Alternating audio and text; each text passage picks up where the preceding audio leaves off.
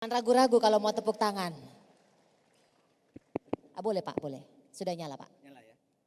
Bismillahirrahmanirrahim. Atau pakai ini Pak, biar suaranya nyaring terdengar. Bismillahirrahmanirrahim. Assalamualaikum warahmatullahi wabarakatuh. Selamat sore dan salam sejahtera untuk kita semuanya.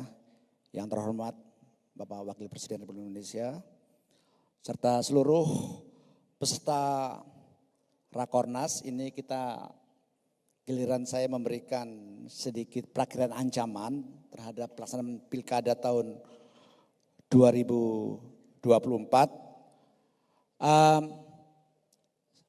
Tadi secara lengkap sudah dijelaskan oleh KPU maupun Bawaslu tentang persiapan. Saya hanya ingin menyampaikan beberapa fase kritis pada pelaksanaan Pilkada. Yang pertama, pada saat pelaksanaan kampanye, ini juga banyak gangguan-gangguan, ancaman-ancaman yang berpotensi mengganggu terhadap pelaksanaan pemilu. Kemudian juga, pilkada. Kemudian yang kedua adalah saat Minggu Tenang, di mana di situ banyak terjadi adanya mungkin namanya Minggu Tenang, tapi kadang-kadang justru di Minggu Tenang itu tidak tenang. Disuruh banyak mobilisasi yang disitulah peran intelijen.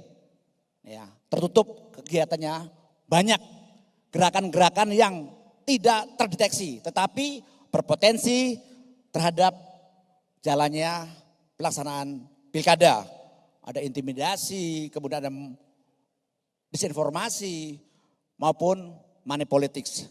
Kemudian tentunya pada saat fase ketiga, di mana di situ sudah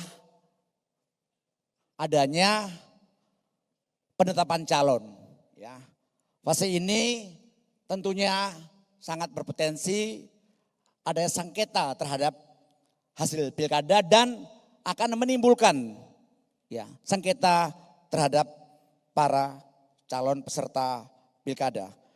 Dari beberapa fase tersebut, dari BIN itu memetakan adanya beberapa ancaman, tantangan, hambatan maupun gangguan. Di antaranya yang dari faktor eksternal, saya tidak akan terlalu detail karena saya yakin bahwa masing-masing wilayah beda ancaman, tantangan maupun hambatan dan gangguan. Di antara yang kami petakan adalah masalah radikalisme. Ini memang masih menjadi ancaman kita semua. Separatisme walaupun ini tidak di semua daerah.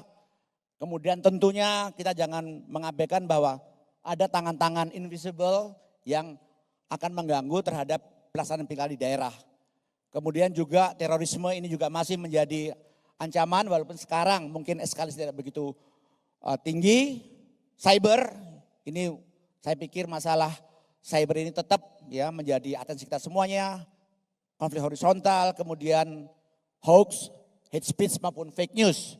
Tantangannya ini bersifat eksternal, bencana alam, kemudian nanti pilkada kebetulan tepat pada musim hujan.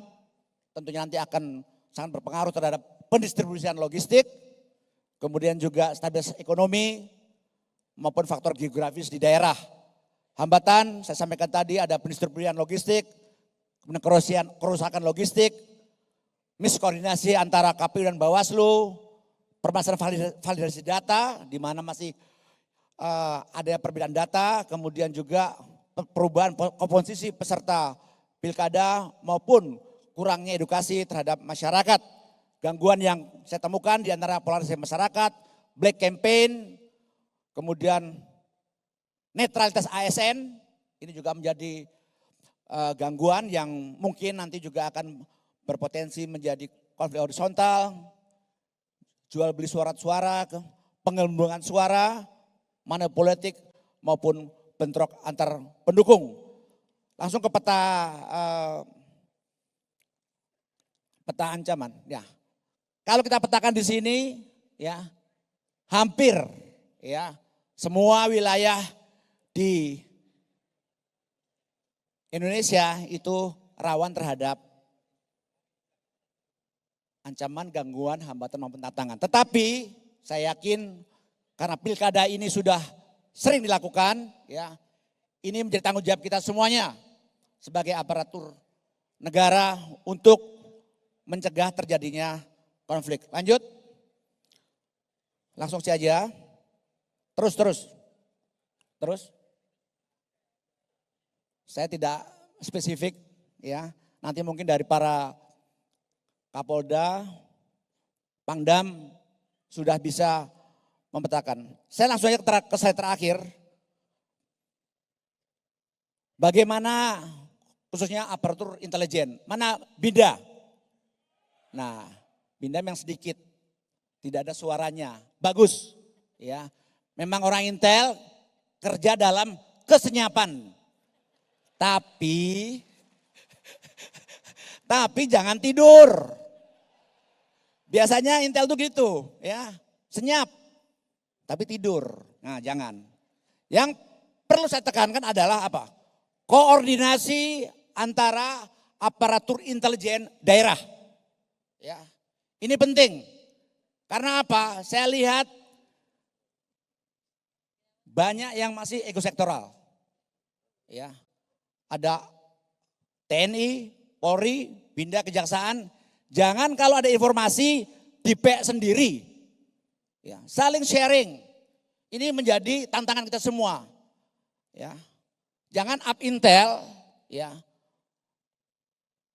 Istilahnya punya informasi mau dimakan sendiri. Tidak. Yang paling penting sharing informasi. Ya. Informasi kalau tidak tepat waktu nggak ada manfaatnya. Ya. Velox et exactus, cepat dan tepat. Ya. Jadi kalau info sharing, ya, ini permasalahan. Ya. Kadang-kadang up intel malah saling ngintelin. Ini penyakit kita semuanya. Ya, kita boleh ketawa, ya, tapi seperti itu kenyataan. Makanya saya pilih BIN sebagai, ya, lembaga koordinator intelijen negara harus sering, ya, mengadakan koordinasi dengan aparat intelijennya. Terus lanjut. Terakhir, slide terakhir. Lanjut. Nah, inilah di sini, ya, perlunya, ya, kolaboratif intelijen melalui Asta Helix Ektor. Di sini semuanya dari mulai pemerintah pusat, kemudian TNI, Polri, masyarakat, pengamat, tokoh adat, agama, pemuda, swasta, dan Pemda harus berkolaborasi dalam rangka memperoleh informasi yang tepat. Ingat, informasi yang tepat dan cepat sangat dibutuhkan dalam rangka memitigasi segala persoalan yang ada. Terima kasih. Wassalamualaikum warahmatullahi wabarakatuh. Waalaikumsalam, terima kasih.